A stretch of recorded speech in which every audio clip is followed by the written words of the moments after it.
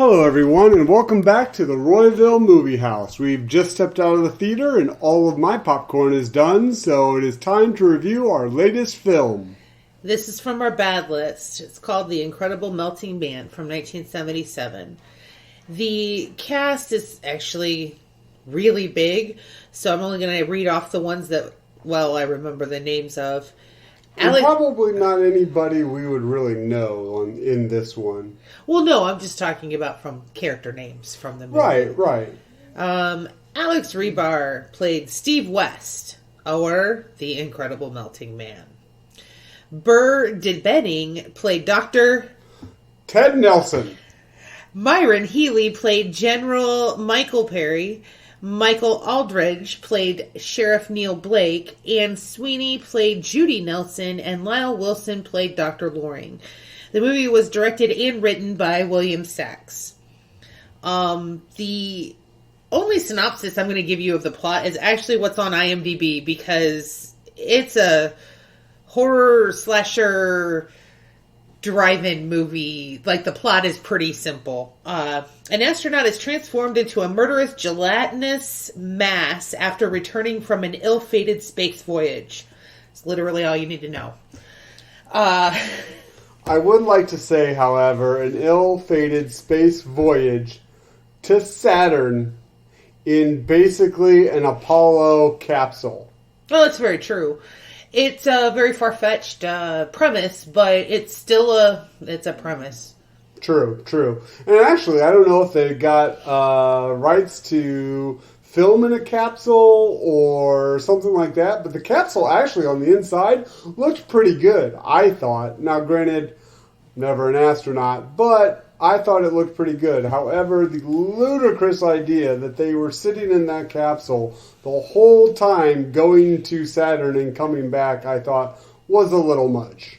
Well, in our trivia, the capsule, the probe that we sent to Saturn, I can't remember the name of it because I didn't write it down and I'm dumb, took 4 months from Earth to there and back. And that was unmanned, so it could go faster than manned. Okay. Right. Or maybe it's just there and around and then dead. Maybe it was called Scorpio.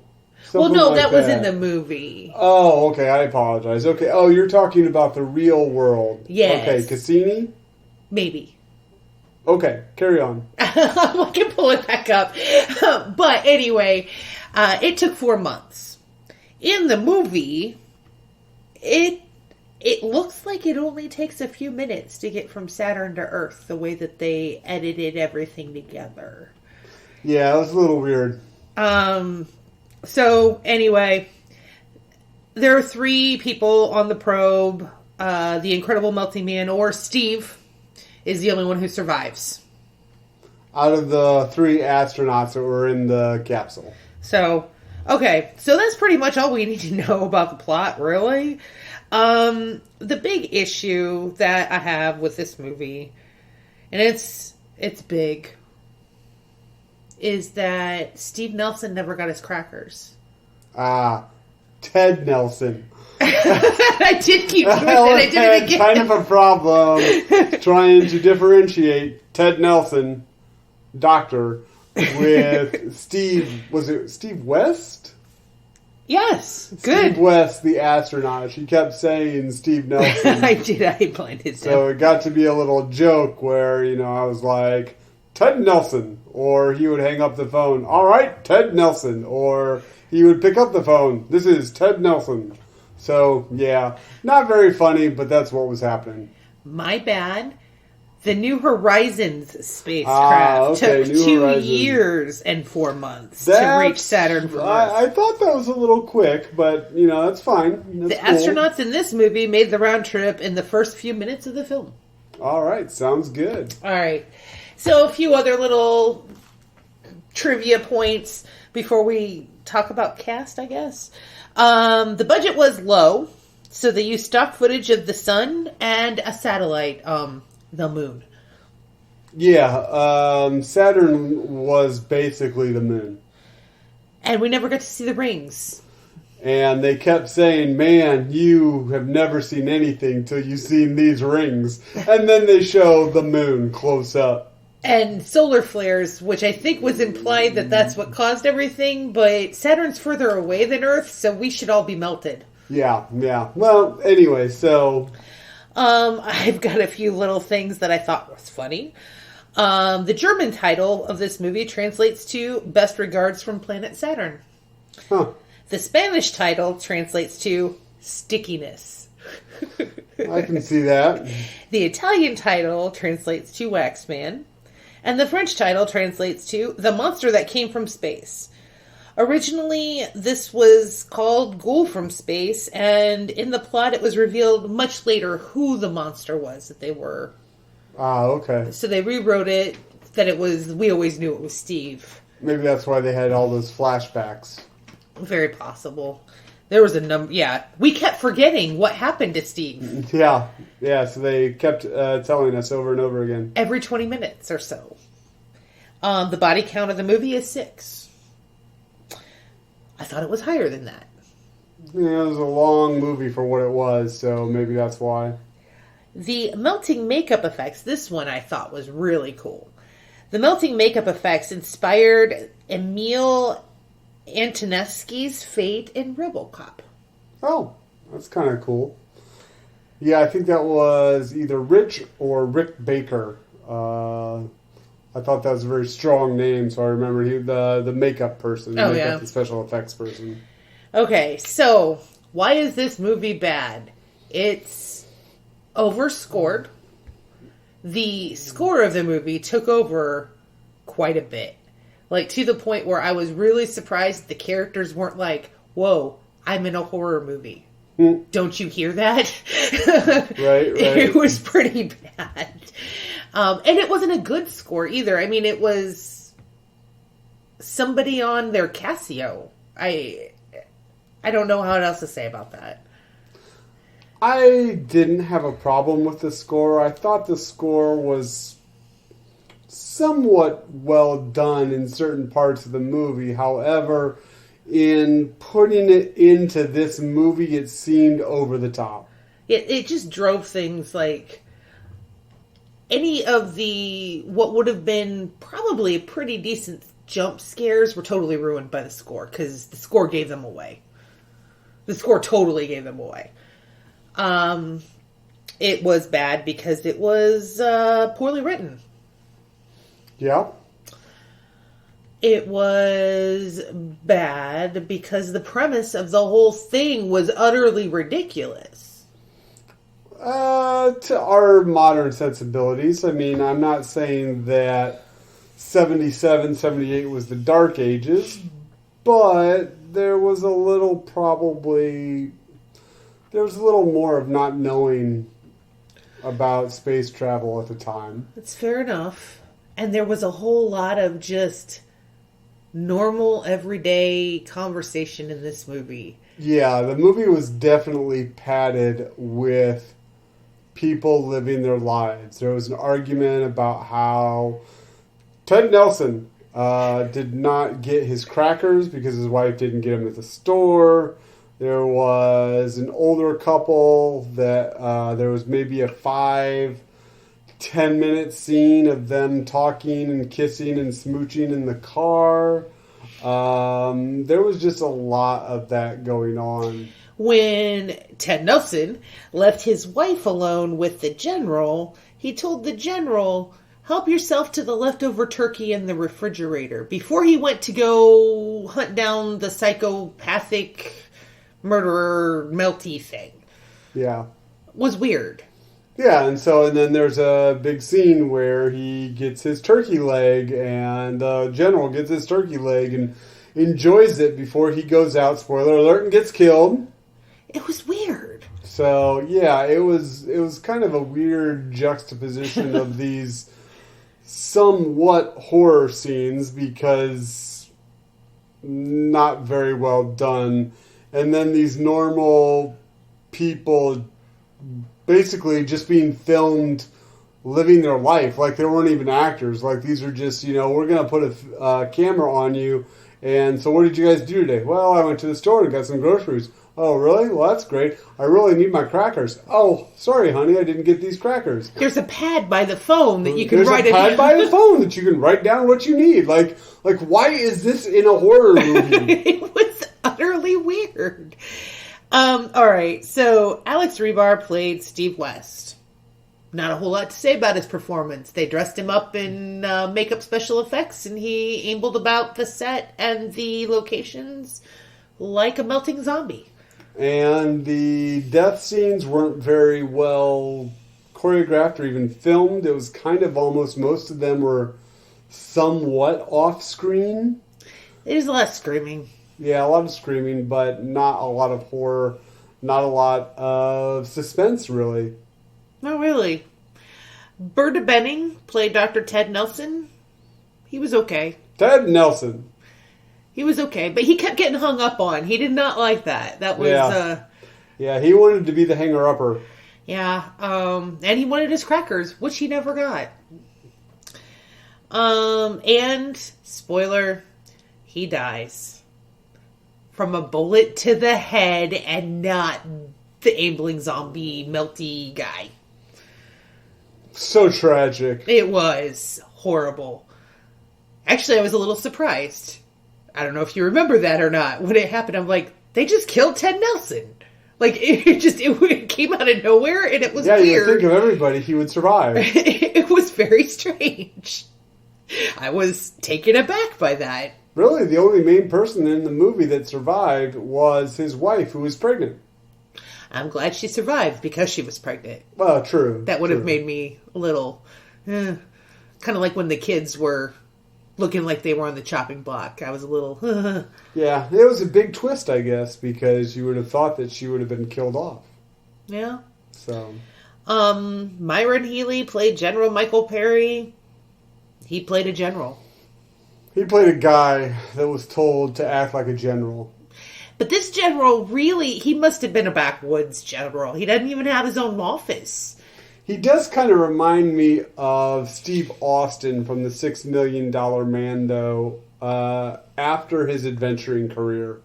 Okay, yeah. Where he's let himself go a little bit. Yeah, let himself go a little bit. You know, some of the cybernetics aren't working as well as they should be.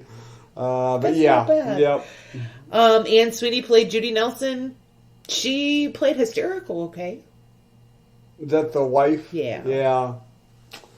I don't know what to say about all these characters, but I feel like I need to go through them because we didn't do a plot thing, so we can just very quickly. I have a very strong argument for these characters. I firmly believe that they were all in the movie. Well, yeah, but the world of the movie is really flimsy to begin with. Yes. So these characters are a little flimsy themselves in order to be able to be believable in that world. Yeah, but the stars of the movie were the three kids. Well, of course. They played hide and seek. They played hide and seek. They smoked. They wanted to play doctor with their little female neighbor friend. They immediately, after playing hide and seek, went and started to look at some Playboys. And guess how old they were?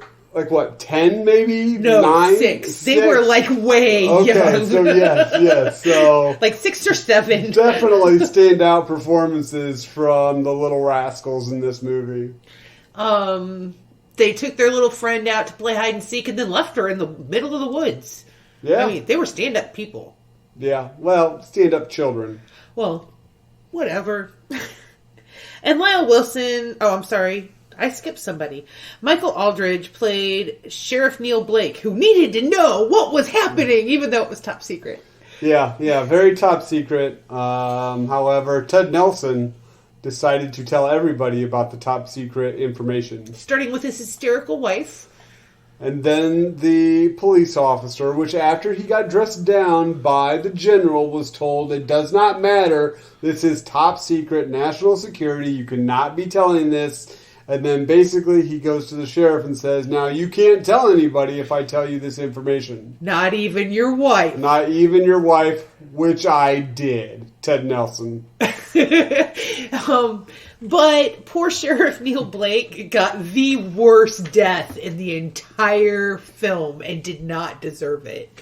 Did not deserve it in the least. How'd he die? He's the one that Steve threw over the edge onto the power cables. Oh, and he caught right. fire. That was amazing.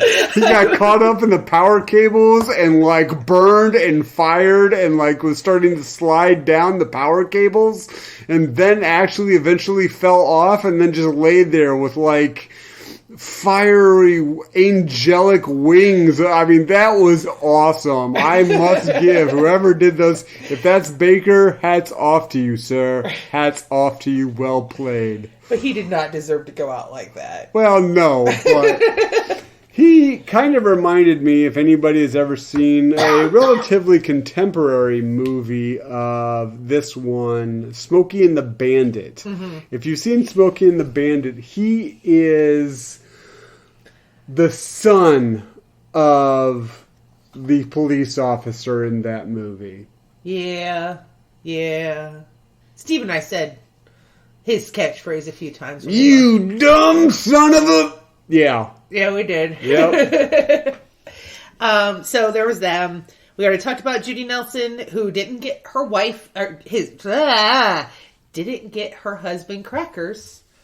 And her husband blended in with their kitchen, too, by the way. That was... I thought it was nice that he color coordinated with their all-wooden kitchen. Yeah, it was almost like you could only see his floating head. It was...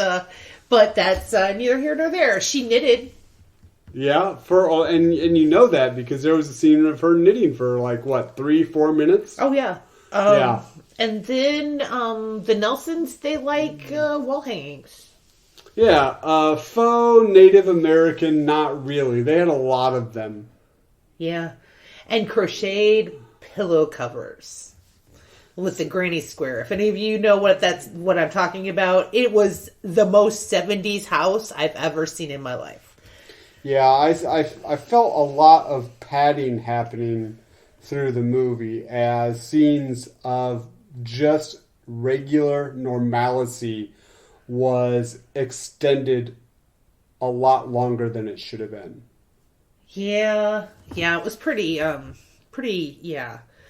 Okay, Lyle Wilson as Dr. Loring. He was the other doctor who was talking to Ted Nelson at the beginning and turned down the dinner invitation. That was actually a very funny moment. His wife, Ted Nelson's wife, was talking to him and saying, "Hey, you should invite your doctor friend and the general over for dinner."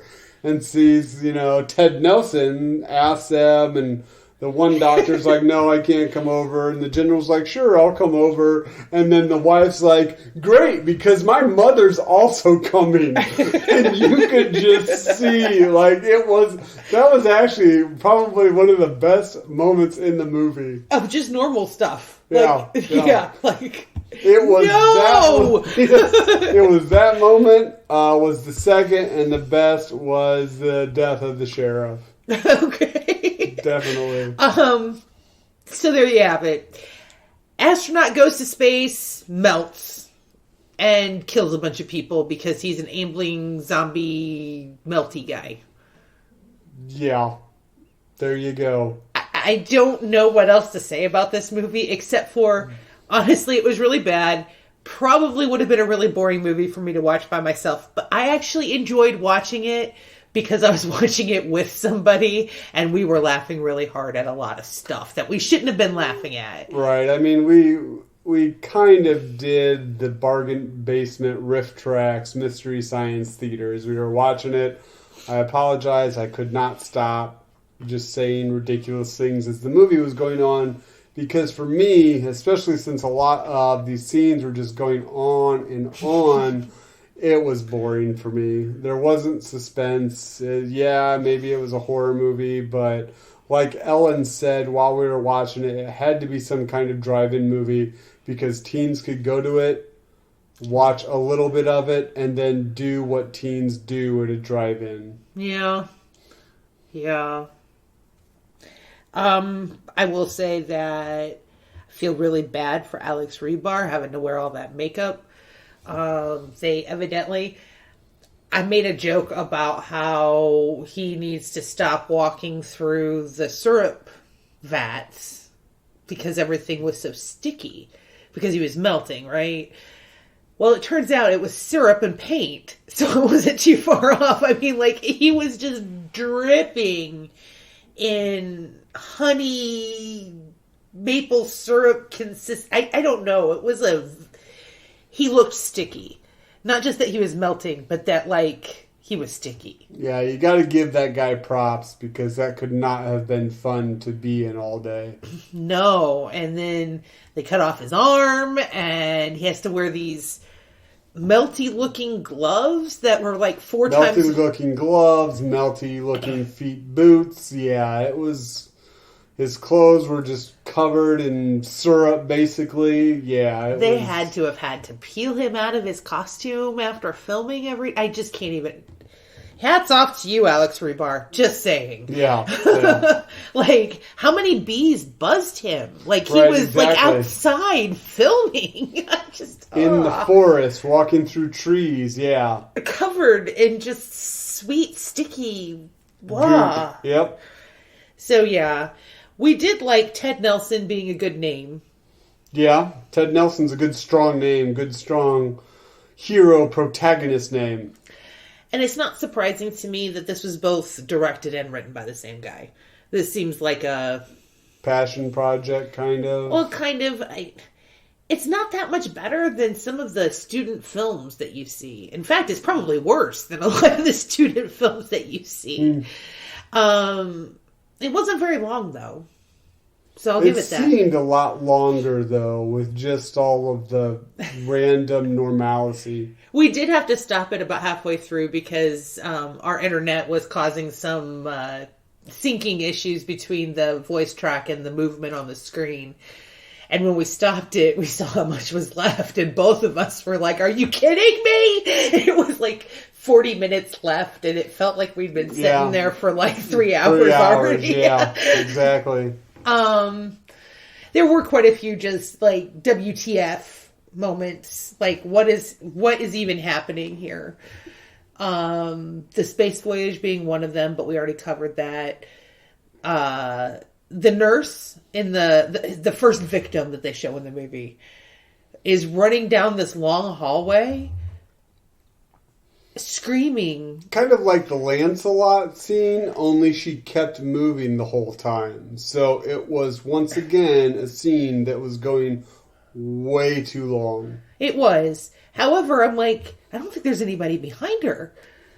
And Steve said something. It was a larger woman. He was like, well, maybe he's just hidden behind her. And she... Because I honestly thought that I might have saw him a brief second, and then because of the way the camera was, you just couldn't see him because it was focused on her. She moved, like turned a corner or whatever, and there was nobody in this hallway, which went on for like a mile. And you saw every step of her running. And she was screaming like somebody was right on her heels. And then they showed her leaving the facility, and instead of opening the door, she just runs right through the glass like a cartoon. I was like, what? Yeah, that was good. And then he's right there behind her. Like, I just, like, there was, like, those kinds of, like, continuity sorts of issues that I'm like, wait, where did he come from? She was running for, like, a mile, and he was nowhere to be found. And then he's right behind her. Right. Like, how did he get there so fast? Right, exactly, yeah. It was... Must have been some kind of shortcut. Maybe he took that little skiff thing. But, yeah, there is a little skiff thing that the doctors ride for no apparent reason. For no apparent reason. Down the same hall that the woman ran, the nurse ran down. Later in the movie, they ride this large skiff thing that literally they could walk faster than this skiff thing. It was ridiculous. So there was stuff like that. There was the scene in the cabin with the couple coming home. Oh, yeah. Norman Bates' mom. Oh, my gosh. Yeah. Norman Bates' mom. Yeah. That's how Norman Bates' mom became so crazy, because of the... Oh, yeah. Okay. Yeah. I was like, wait, what? A couple comes home from a date and he sees that the door's open and goes in to investigate, makes her stay outside. Nothing happens. No sounds. This is key. No sounds. So she goes inside and finds him eaten. Because, when you're being eaten by a zombie, flesh-eating, melty guy, you don't yell. You don't yell at all. You don't put up a struggle. The room just on the other side of the doorway was completely destroyed, and she didn't hear it. Right. Goes in, sees the dude, melty guy, comes back, and moves the refrigerator by herself in front of the door to block him. So it must not have been a very heavy refrigerator. Locks herself into the house. I'm pretty sure she locked herself into the house because when the police came to rescue her, they came in and had to knock the refrigerator out of the way to get to her in the kitchen. So she locked a door to the outside out the back. And the melty guy, is still in the house with her. Banging and banging, trying to get into the kitchen. He gives up and evidently goes outside and comes around and just throws his arm through the window, which actually made me laugh really hard. And I knew they were going to cut his arm off because his arm looked funny on his body. Okay. She cut his arm off, and then we proceed to have a scene where she's just screaming and crying and freaking out for like 5 minutes before the police get there. Once again, the scene went a little long. And it was like the poor actress was running out of stuff to do in the scene, too. I don't know, did you notice that? She was like, I don't know, at that point I might have been a little checked out. It was so strange. This was a very strange movie. I would not recommend you watch it. I wouldn't top 50 movies of all time, no. Definitely not one of the top 50 worst movies of all time, just because it's not memorable. Yeah, it was a bad movie, but out of all of I can't say that. I keep saying that every time. But it's just a movie that can be forgotten. No offense to anybody that was in it. Once again, maybe those kids went on to have very lucrative acting careers. I'm not sure. However, it just wasn't memorable. It lasted way too long. All of the scenes were just a lot of them were just normal people, kind of, like, seriously, like they padded it. Or they just said, hey, we don't have any script for this scene, so just kind of talk as if people would talk. But the problem with that was, I've got to say, at least with the cracker scene, he just got done telling his wife that the psycho monster thing escaped. She knows what's going on with Steve. And True. And he's like, so do you have crackers? And she's like, wait, are you going to go after Steve? And he's like, well, no, I just really want crackers. And then they have the whole conversation and then go back to Steve. It was so weird. That's not how normal people talk. Right, true. Okay, but anyway, go on. I'm sorry. Oh, I pretty much, that was about it. So that was the capstone, so... I don't necessarily think this movie is not memorable because Dr. Ted Nelson, is memorable. Kind of. I don't know. The thing is, if you can find even enough to riff and make fun of in a movie, I don't think that it's a boring movie. I'm not saying it's good. Not by any I'm not even coming close to it. It was a bad movie. This was pretty terrible. But the top 50 worst movie of all time? But it was really poorly made. Well, yeah, I guess. It's not... Okay, the worst 50 of all time is not based on... worst 50 most entertaining bad movies. It's like literally supposed to be the worst movies of all time. Okay. So, I mean, if a movie is forgettable and the whole point of a movie is to entertain you, Wouldn't that kind of qualify it as a bad movie? I can kind of see. I guess I'm jaded because of the first movie we did with this. There were so many tropes of the first movie we reviewed. If you would like to do that, go see or go listen to our Battlefield Earth review. There were so many easy ways that you could say, okay, that's horrible because they did it this way. That's horrible because they did it this way. And you could just keep going with that movie. This movie, it's just bad. Okay. I'll give you that. So. I think that up until recently, you and I have been speaking different languages with the bad movie stuff. I tend to enjoy really bad things. One of my favorite movies is the Little Rascals movie, and that's a pretty bad movie. Not like bad as in it should be riffed and derived, I find it funny. I don't think Steve did. It's just, it's not a great movie. However, some of my favorite movies that I go back to are things like Plan 9 from Plan 9 from Outer Space, some of the Ed Wood movies. Actually, Battlefield Earth I find incredibly funny. It wasn't supposed to be funny. Spoiler. I really like Face Off. So I think that Steve and I speak a little bit different language when it comes to bad movies. If I find some entertainment out of it, I can't call it boring. However, today, I'm going to have to agree with him. It was a pretty boring movie, and the entertainment that we got out of it was the stuff that we made up ourselves. All right, then. I know it sounded like I was going to come out and be like... No, that's a win. A win for my corner. All right, that was our review of Hardy Boys, The Elder Years.